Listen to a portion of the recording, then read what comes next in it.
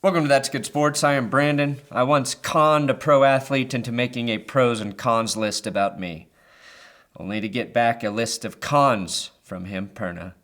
I will not reveal who that athlete is because I'm a professional journalist, but let's just say he's dead. Today, though, I want to bring you some quick info about the top quarterbacks who will be drafted April 23rd, or 24th, or 25th. Some will have the honor of hearing Roger Goodell read their name from his basement. The lucky ones will be drafted day 2. The 2020 draft will already be unlike anything we have ever seen. Couple that with a very intriguing draft class, and we should have 3 solid days of football entertainment and bizarre storylines like Jalen Hurts losing his job to Tua Tagovailoa, who got hurt more than Hurts. Or that we have Jordan Love and Josh Love and Jalen Hurts in the same draft class. That's Love, Hurts. Or that the only top quarterback whose first name doesn't start with the J is Tua. Oh, fuck. Pros and cons. That's good sports.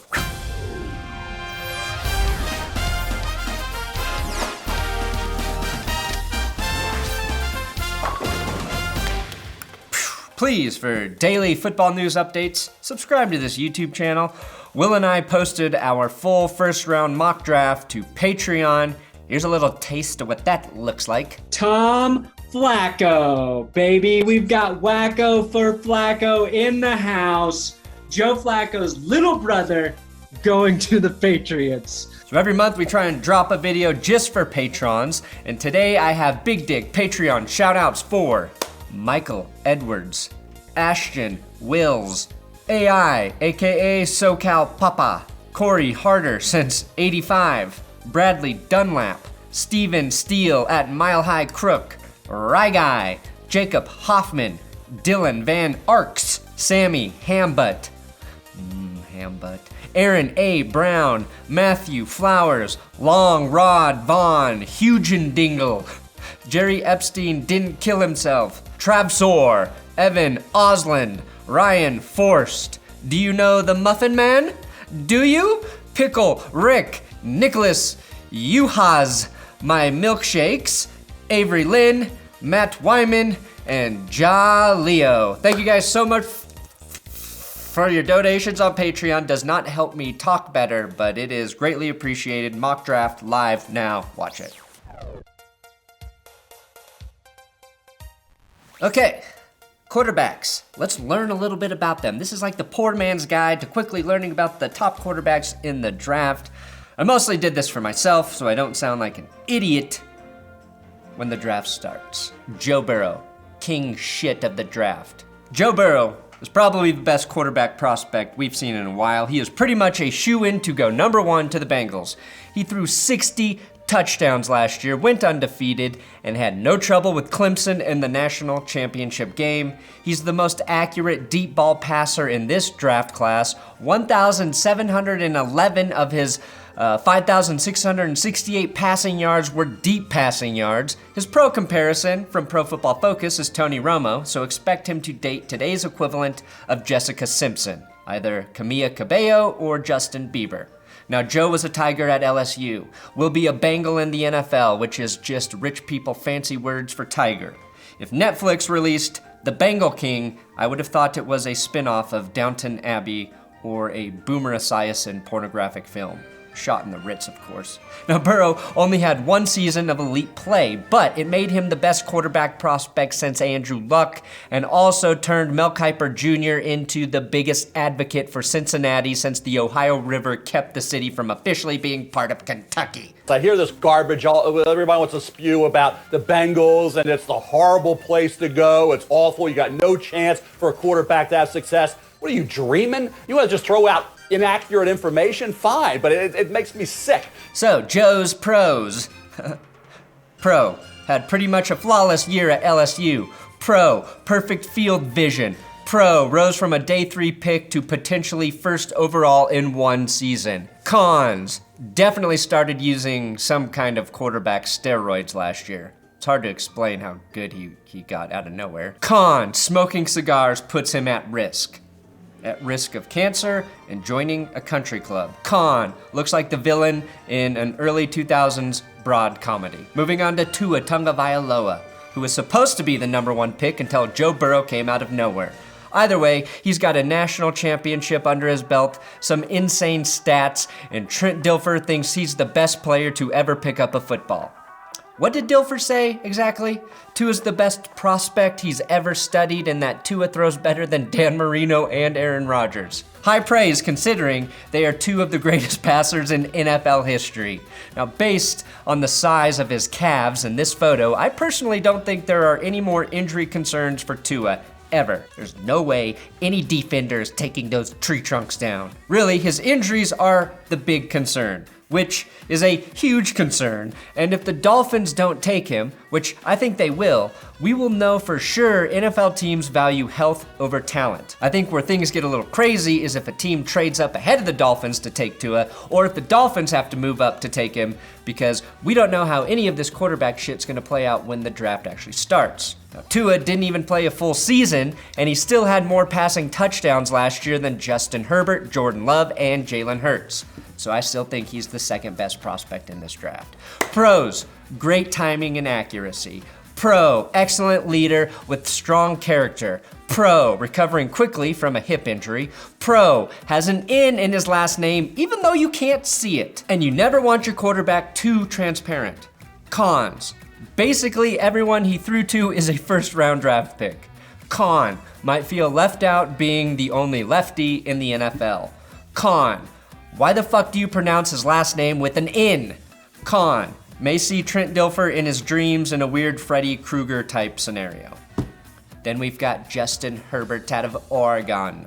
He has a tall drink of water. He has the physical tools, good awareness, and at 6'6" is probably keeping John Elway up at night. But not in a Freddy Krueger way, in a wet dream kind of way. Now, Herbert has been linked to the Dolphins and the Chargers most commonly, but I don't think either of those teams should take him in the first round.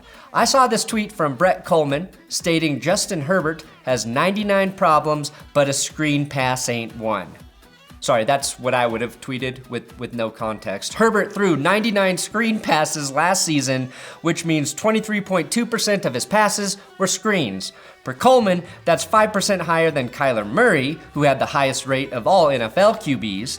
The Panthers already signed Teddy Bridgewater, of course, or I would suggest Herbert go to Carolina to pair with screen-catching god Christian McCaffrey. Herbert's biggest knock is his consistency. He's shown he can be great, and he's played like a quarterback you'd take a flyer on in the 5th round to replace Joe Flacco.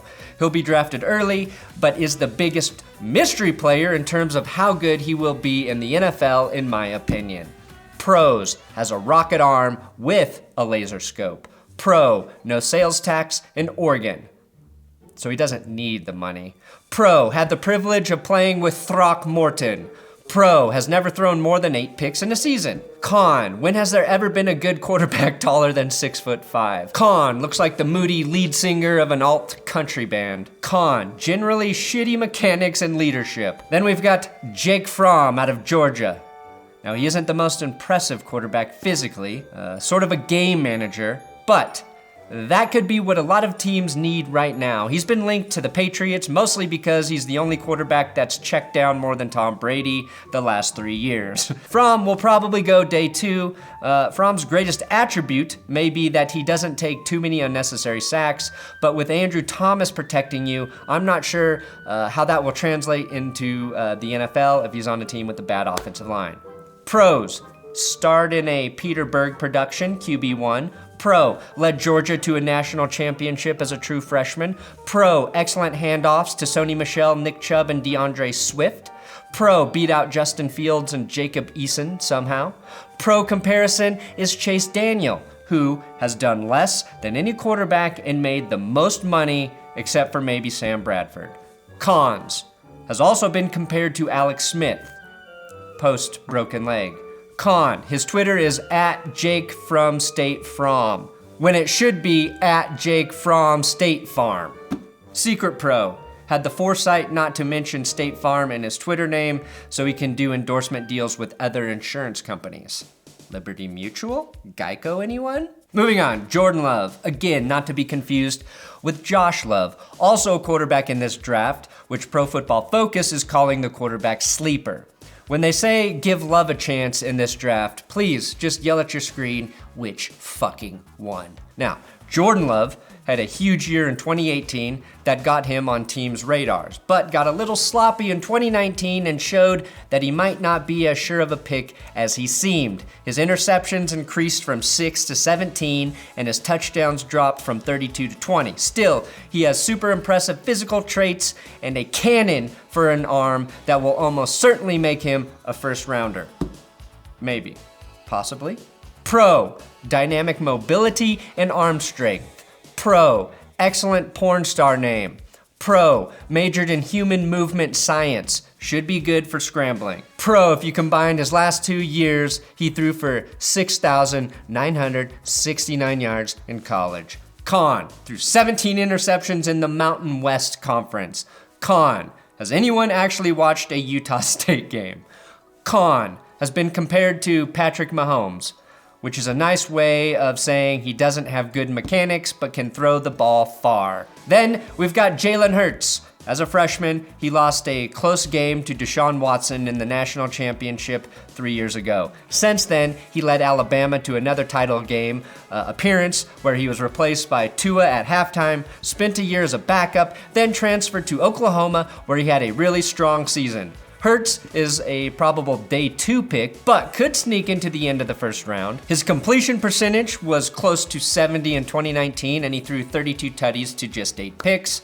Now I know Brett Coleman has Hurts ahead of Herbert in his QB rankings, and also pointed out his downfield passing rate is the best in this class. 45% of his passes went for 10 plus air yards, which means Hurts isn't scared to throw the ball downfield, and his accuracy downfield on 10 plus yard passes is third best. Brett Coleman's ultimate point is Jalen can throw the fucking ball, which is also my second pro for Hurts. Pro. Don't it? Pro, good teammate even after being replaced by Tua. Pro, probably wanted to kill Nick Saban, showed incredible restraint. Cons, has a slow release, something I've never been accused of. Con, best season was against Big 12 competition, not SEC. Con, bad loss to LSU, showed massive disparity between him and Joe Burrow. Then we've got a couple quarterbacks on the outside looking in. I'm talking Cole McDonald, who comes from a pass-heavy Hawaii offense where he put up good numbers in the Mountain West Conference. That usually does not translate right away to the NFL, but with the success of Gardner Minshew, teams may be more willing to go after air raid quarterbacks. Expect McDonald to go in the late rounds. He'd be a great backup to Kyler Murray, even though the Cards don't have a need at that position. He threw 33 touchdowns and rushed for 7 last season as a junior. He does have great arm strength and had 9 completions of 40 or more yards, which was better than even Joe Burrow. McDonald, pros, went to Hawaii, probably super chill and can throw sandy football.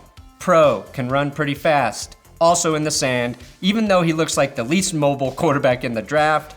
Pro, looks like Trevor Lawrence after several bong rips. Pro, had a farm, E-I-E-I-O. Con, going from Hawaii to mainland, have to wonder about the language barrier. Con, technically I'm supposed to write Hawaii with that apostrophe, and that's a lot of work. Could see GMs not even wanting to bother. Con, makes way too many bad decisions on the field, got benched in 2019. Con, too much eye black, could be considered problematic. Then we've got Jacob Eason, who transferred from Georgia to Washington, where he sat behind Jake Browning for a year before finally taking the starting job and putting up 23-8 touchdown to interception ratio. When you watch Eason's good plays, he looks like the most impressive passer in this draft, but the whole package shows that there are a lot of things for him to work on. Eason will likely end up in the second round to a team that can let him sit for a while.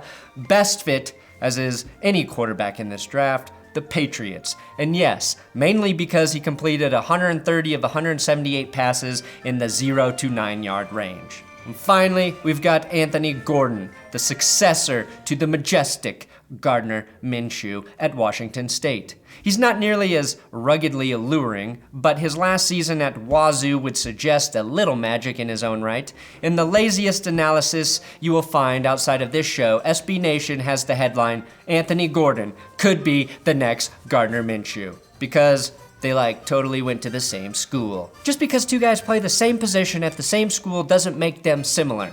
That's like saying Justin Herbert could be this year's Marcus Mariota. Oh. Wait, could be true. Honestly, Mike Leach, former head coach of Washington State, deserves a lot of credit for developing Gordon and Minshew. Pro, former 36th round pick of the New York Mets. Pro, will benefit from Minshew mania. Pro, tough in the pocket and gets rid of the ball quickly. Pro, threw for 5,563 yards last season. Pro, was number 1 in screen passing yards, even though I shit on that earlier. Cons, was number 1 in screen passing yards. Con, only 7 rounds in the NFL draft. Con, only started 1 season and it wasn't as impressive as Joe Burrow. Con, his uncle is Greg Reynolds, who the Colorado Rockies picked ahead of Evan Longoria. Con, doesn't have ideal size or arm strength. And there you have it, an idiot's guide to understanding some of the top quarterbacks and a couple fringe guys heading into the draft. And yes, we will be live Thursday during the draft, Will and I, announcing the picks as they are announced.